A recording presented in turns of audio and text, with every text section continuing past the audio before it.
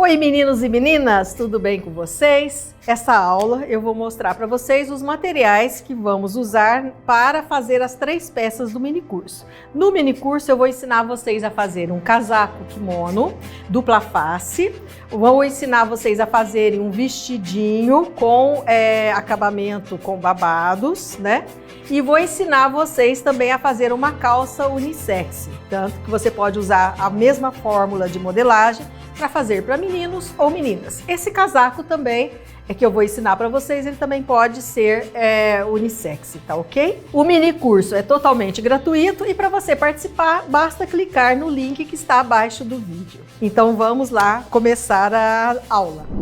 Então assim, é um material básico de modelagem. O que é o material básico de modelagem? Eu vou começar pela modelagem. É papel.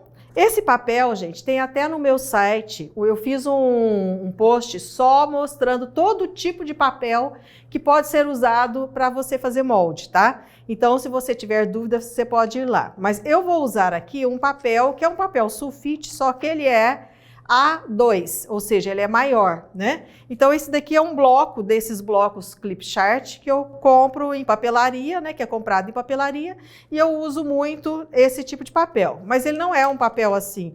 Você não precisa ser esse papel que eu estou usando. Você pode comprar de rolo, né? Aquele que é um rolo, né? Que é o chamado papel plotter branco. Não precisa ser gramatura forte, pode ser de 56 gramatura ou de 76. 56 gramatura ele é mais fininho, tá? O de 76, esse daqui é de 76 gramatura, é um pouquinho mais grosso. É a mesma coisa de folha de sulfite, a gramatura é a mesma, tá? Então assim, pode ser o papel craft, que é esse que está aqui na mesa, que foi colocado na mesa como fundo, né? Que é o papel, esse papelzinho bege. Você encontra ele vendido em rolo ou vendido em tamanho A1, né, que é tamanho de uma cartolina. Esse papel craft, o custo-benefício dele é muito bom. Você encontra também ele em casa de material de construção. Em casa de material de construção você encontra esses rolos que eles são vendidos para pintor, quando vai pintar a parede, forrar o chão, ou até quem vai, por exemplo, modificar uma loja, coloca nos vidros da loja, tá? Pode ser o papel manilha. O papel manilha é aquele cor de rosa ou amarelo, meio bege, que é usado em embrulho. Antigamente, todas as vendas, né, usava aquele papel. Tinha até nas vendas aquele suporte com aquele rolo, um maior e um menor, que era usado para embrulho. Aquele papel é muito bom também, chamado papel manilha. Gente, na verdade é assim, você pode usar qualquer papel maior que dê para você escrever.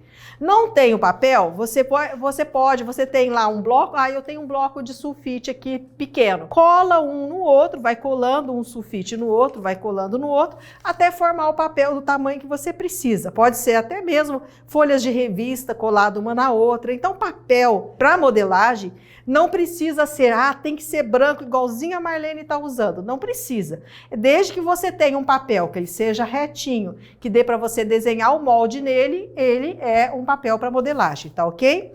Existem muitas possibilidades no mercado, como eu falei para vocês, mas você pode até fazer o seu próprio papel colando folhas de revista ou desmanchando aquela apostila velha que você estudou lá e colando uma folha na outra. Já fiz muito isso. Vamos lá. Você vai precisar para escrever nesse papel. Lápis e borracha, para quem está iniciando, é o melhor. Por quê? Porque você apaga. Tudo que o lápis escreve, a borracha apaga. Então eu errei um traço, eu não preciso jogar fora aquele molde e fazer outro. Eu apago, né? Eu risquei, eu apaguei, eu tenho papel limpinho, novinho, para eu retraçar novamente, tá?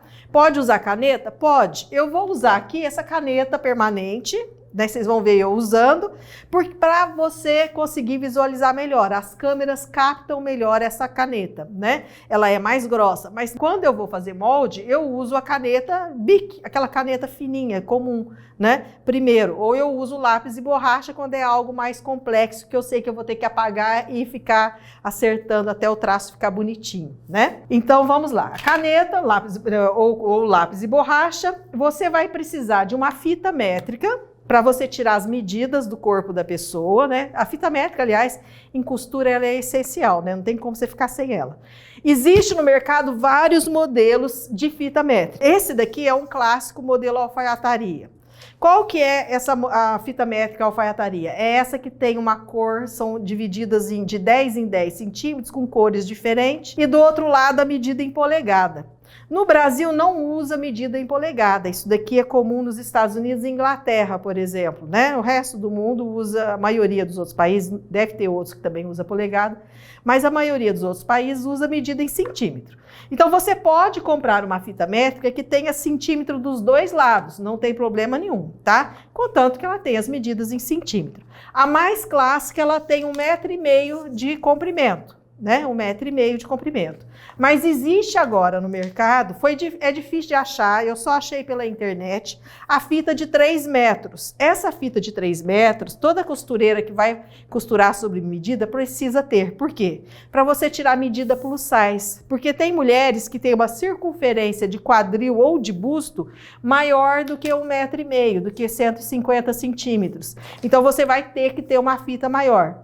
E também até para você medir, vamos supor, uma pessoa muito alta, né? Que ela tem aí, vamos supor que você vai fazer um macacão, você vai medir do ombro até lá embaixo, você vai tirar uma medida maior. A de 3 metros, ela possibilita isso, né? Não tem como, já de 1,5 m, você só vai conseguir tirar a medida até 1,5 m, certo? Então, essa fita métrica de 3 metros também já existe no mercado, tá? Eu até vou usar ela quando eu estiver mostrando as aulas de medidas plus size. Então, vamos lá. Outra coisa que você vai precisar, as réguas.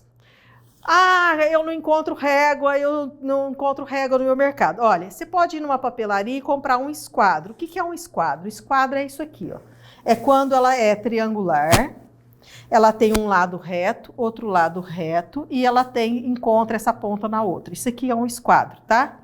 O esquadro para corte e costura é melhor que ele tenha, né, 45 centímetros no mínimo, né, ou 60 centímetros, por 25 ou 30 centímetros. Você pode comprar uma régua de 25 por 45, um esquadro de 25 por 45, ou vamos supor, de 60 centímetros por 30, né, aí varia. Ah, mas eu não encontro o esquadro. Vai lá no marceneiro, manda ele cortar um esquadro, você tira uma foto e fala assim, eu quero um esquadro que ele tenha 60 centímetros aqui e 30 centímetros aqui, reto, reto. E depois ele só faz isso daqui, não precisa nem ter esse buraco é pra gente segurar, tá? Fez isso, você compra uma fita métrica bem baratinha, daquelas, tem umas que é uma azulzinha clarinha, que ela é centímetros de um lado e do outro, e ela é bem molinha e bem baratinha. Você tira esse metal e cola ali, ó, colou, e você pega e cola do lado de cá, e você vai ter teu esquadro, né? Tá resolvido o problema. Então, ó, um esquadro desse já é suficiente. Ah, mas eu tenho muita dificuldade de fazer curva, né? As curvas, não existe uma régua, gente. Eu vejo assim, muitas alunas gastando uma fortuna comprando assim 500 réguas de curva, de tudo quanto é curva. E depois você, como é que eu uso essas réguas? Para que é? Não existe uma régua de cava que dê para todos os tamanhos de cava. Não existe uma régua de decote que dê para todos os tamanhos de decote. Por quê? Porque você tem mulheres que usam tamanho 34 e você tem mulheres que usam tamanho 72. A diferença de curva desse tamanho para esse tamanho aqui é enorme. Como é que você vai ter uma régua que vai pegar todas, que vai fazer o mesmo decote para esse e vai conseguir fazer o decote para esse? Não existe. Então, assim, existe a régua de alfaiate, que essa daqui é um tipo de régua de alfaiate. O que é régua de alfaiate?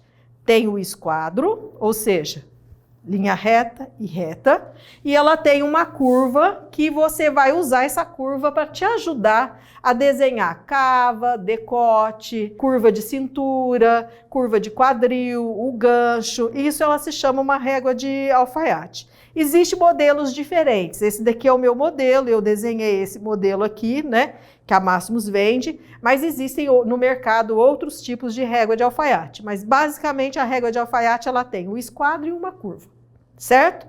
Que pode ser menor ou maior, aí varia, tá? Então vamos lá. Você pode até fazer molde usando, até sem usar, né, isso daqui, usando uma régua, que eu uso muito essa régua. E ela é uma régua escolar que é do tempo que eu dava aula de geografia. Então ela tem assim, digamos assim, uns 35 anos, por aí, essa régua aqui, tá? Ela é bem antiga.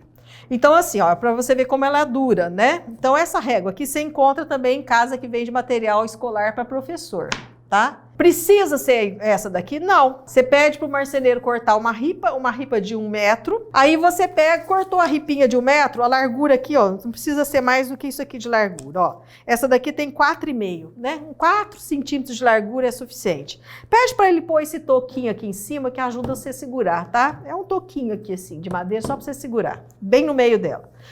Compra lá a fita métrica, aquela lá, né, azulzinha, aquela mais baratinha, tira o metal e cola. Pronto, você colou, você tem a tua régua de 1 metro, certo? Serve aquela régua de 1 metro de loja de tecido, sabe aquela quadradinha? Que ela tem 1 metro dos 4 lados, né? Aquela quadradinha comprida, às vezes você acha também em armarinhos, né? Em lugares que vendem material para costura, você acha aquela régua também, ela também é boa, tá? Ajuda bastante ter uma régua de 1 metro para fazer a linha mais comprida, certo? Então vamos lá, então já falei do papel, da régua e dos lápis e caneta. Então para modelagem basicamente é isso. Você vai precisar de uma calculadora para você, né, fazer as contas mais rápido, né? Então, por exemplo, em modelagem trabalha sempre com medida fracionada. A gente trabalha com fração. Modelagem é fração. Aí quando fala em fração, todo mundo, era matéria horrível, não conseguia tirar nota na escola. Mas é divisão, né, gente? Eu pego 90 de quadril e eu dividi por 4, eu tenho 1/4 da minha medida, ou seja, eu já tenho uma medida fracionada, 1/4, certo? Então, uma calculadora te ajuda a fazer as contas. Pode ser qualquer calculadora que funcione, né, gente? Nós vamos precisar de uma tesoura. Olha, para modelagem, eu tenho essa tesoura aqui, que eu gosto dela para cortar papel. Essa ela é inteirinha de metal, de aço, né? Essa daqui. Muito antiga essa tesoura aqui, deve ter uns 30 anos ou mais. Você encontra no mercado, tá? Então, assim, é uma tesoura boa para cortar. Pode ser qualquer uma, ela cortando papel, né? Não use a mesma tesoura para cortar tecido. Para cortar tecido, você compra outra tesoura. Por quê? Porque se você usar a tesoura que você corta tecido para cortar papel, ela vai ficar mascando aqui, ó. E ela vai abrindo e ela vai ficar mascando e você não vai conseguir cortar o tecido com ela. Ela fica cega. E ao passo que a tesoura que só corta o papel, ela fica melhor para cortar papel. E se você vai usar ela para cortar tecido, ela começa a mascar, né? Por quê? Porque a textura do tecido é uma e a textura do papel é outra. Simples assim, certo? Então tenha 2 tesouras, tá? Essa daqui é uma tesoura, quando a gente fala em tesoura, essa daqui é de titânio. É a melhor tesoura que tem no mercado para tecido, porque ela demora mais para precisar molar, né? E ela é mais precisa no corte, tá? Mas uma tesoura como essa também é muito boa, né? Eu usei quase que uns 30 anos, eu usei só tesoura desse tipo para cortar tecido, até que foi lançada essa daqui, tá? Um tamanho bom de tesoura para cortar tecido. Vocês vão ver lá assim, 10 polegadas, 8 polegadas, ou sim, a tesoura número 8 ou número 10. Quer dizer que isso daqui, ó, essa aqui, a lâmina tem 10 centímetros, certo? Ó, lâmina de 10 centímetros.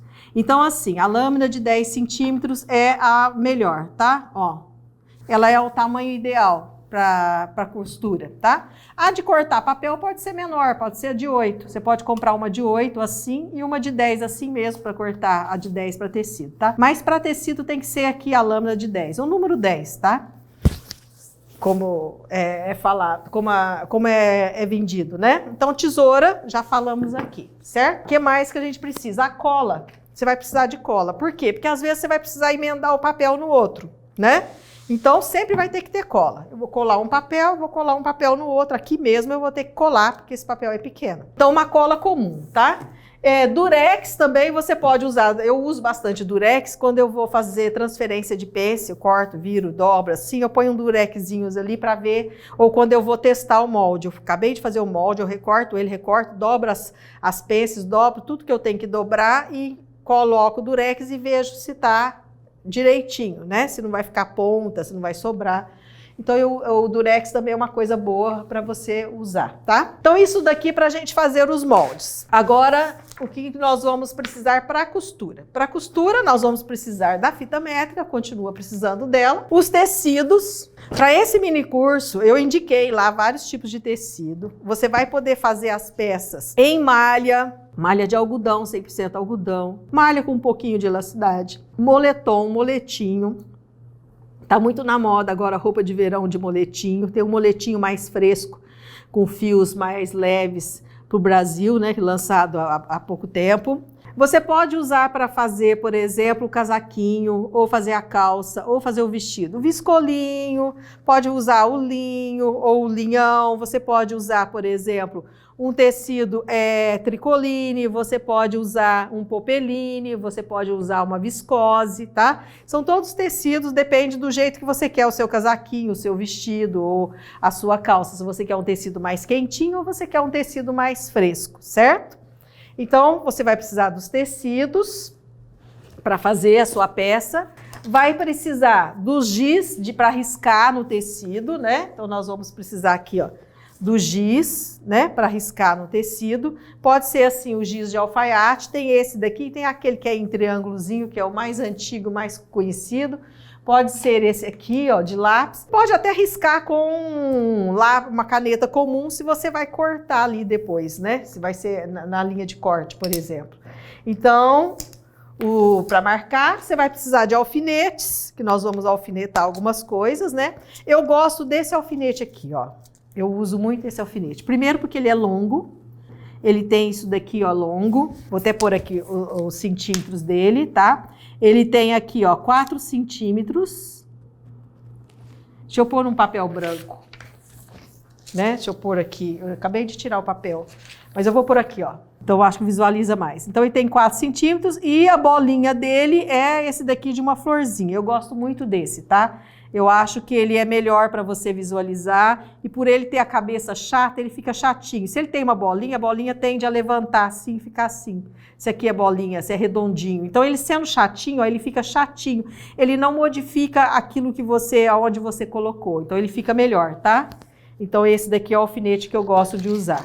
Além dos alfinetes, você vai precisar de linha 100% poliéster. Não vai me comprar uma linha misturado com algodão, tá? Né? É a linha 100% poliéster, que ela é mais resistente, tá? Esse daqui é da marca Dream, é uma marca bem antiga, né? Que ainda sobrevive no mercado, porque tem várias, tinha Gutermann, que a gente não acha mais, tinha Corrente, que a gente não acha mais, né? E hoje a Dream ainda persiste. E tem outras marcas, e não tem importância a marca, tem importância que ela seja 100% poliéster, tá escrito nela aqui na composição, tá ok? A linha, um retroço para cada peça. Se você for desmanchar muito, se você for fazer um acabamento com muito assim, um zigue-zague muito fechadinho, etc., e se for plus size, você vai precisar de 2 retroços. Sempre aprende isso. Se você vai fazer uma roupa para uma pessoa que é maior do que o tamanho 48, pede 2 retroços de linha, que você vai gastar mais linha, a peça é maior, certo? Então, sempre quando você for, alguém vê, eu quero que faça uma roupa para mim, fala para a pessoa sempre comprar 2 retroços de linha, tá? Nós vamos precisar de elástico, que é para calça, né? Aquela calça de elástico, eu vou fazer unissex, eu vou fazer uma modelagem mais simples e uma modelagem que dá para você fazer para homem ou para mulher, tá bom? Então, ó, tem vários tipos de elástico. Eu posso usar, você pode usar fininho e colocar túnel e fazer 2, colocar um túnel e colocar um em cima e outro embaixo. Ou pode usar um elástico só largo, esse daqui de 3,5 de largura. Deixa eu ver se é 3,5 mesmo. É 3,5 de largura, certo?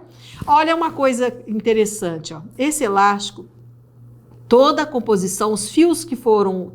Porque o que é um elástico? Ele tem aqui um látex, sabe aquele... né? Um fio de látex, e ele foi feito na trama junto com fios de linha normal, né? Esse daqui é de fios de poliéster e esse daqui é fios de algodão. A diferença aqui tá, o de fios de algodão, ó, vocês conseguem ver a diferença até na cor. Esse aqui é mais amarelo do que esse daqui. Esse de fios de algodão, ele é mais resistente, por incrível que pareça, embora você fale assim, mas fio de algodão encolhe, mas ele é mais resistente, tá? Ó, ele é mais firme.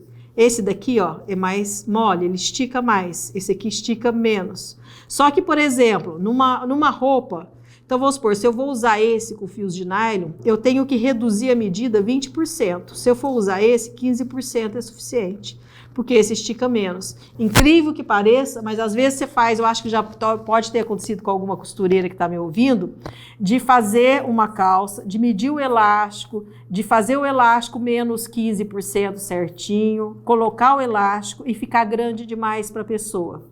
Por que razão? Esse tipo de elástico aqui, ele estica mais. Esse tipo de elástico estica menos. Então, né? Então, na dúvida, é melhor sempre reduzir, né? No caso, assim, conforme o elástico, esse tipo aqui, nós temos que reduzir 20%, certo? Então, até elástico tem diferença. Tem diferença na elasticidade, tem diferença na composição do elástico. Quando vai fazer, vamos supor, calcinha, roupinha para criança, sempre compra esse que é com algodão, né? Vamos supor, vou pôr o elástico numa calcinha, num shortinho de criança, sempre põe de algodão, para evitar que tenha alergia, tá? O que mais que nós vamos precisar? Agulha de costura. Eu vou trabalhar com a agulha número 9. A máquina ali de costura aqui da Maximus é a Singer, é igual a que eu tenho, né? A Singer Facilita Pro. E a agulha, né, que eu vou usar é a agulha número 9. Existe a número 9, existe a número 10 agora. Antes existia assim, era a 9, a 11, a 14, a 16 e a 18. A 9 e a 11 para tecidos mais delicados, né, tipo assim, seda, cetim, musseline, número 9. Um tecido assim, por exemplo, tipo um popeline, uma cambraia, um linho, a gente usava 11. A 14 a gente usava para costurar brim, por exemplo, calça, short, né, jaqueta de brim. A 16, quando é tecido muito grosso, que você vai fazer costura muito rebatida, um jeans muito grosso com as costuras rebatidas. A 18 para cortina, estofado, certo? Eu uso, quase 14 dificilmente eu uso. Eu uso sempre a 9 para quase todos os tipos de tecido. Eu uso para viscose, viscolinho, linho, eu uso tudo 9, né?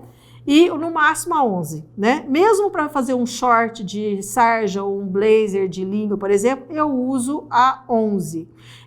A 14 é muito raro eu usar, né? Só se for fazer uma calça mesmo de um brim mais grosso, uma sarja mais grossa. Agora tem encontrado no mercado a agulha número 10 e 12. O que é a 10 e 12? A 10 é igual a 9, é a mesma coisa, tá? Então a agulha 9 e a agulha 10 é a mesma coisa. A agulha 11 e 12 é a mesma coisa. Esse número 9 e 11 é número europeu, então são agulhas que a gente costuma usar, que vem de fábricas europeias, etc., que era o que existia antigamente. Hoje, a maioria das agulhas que tem nas lojas vem da China. E a China não trabalha com o número 9 e 11, ela trabalha com o número 10, 12, ela trabalha com números pares, né? 10, 12, 14, 16, 18, certo? Então é só isso, gente, mas a agulha é a mesma, tá? Então, para evitar que alguém, eu vi lá o número 10, não é a 9 igual da professora, é a mesma coisa, tá? Assim como a 11 e a 12 é a mesma coisa, varia a origem da fábrica, tá? E outra coisa que você vai precisar são pesos de papel. Ou pesos de tecido, né? Por quê? Porque a gente vai precisar colocar o molde em cima, né? Eu vou pôr lá o molde em cima do meu tecido. Para ele não ficar sambando em cima do tecido, eu tenho que usar pesos, né? Para segurar o molde em cima do tecido, tá? Esses pesos você pode ser, né? Pode ser o quê? Você pode fazer saquinhos e colocar, digamos assim, coisas pesadas dentro dele, pedrinhas.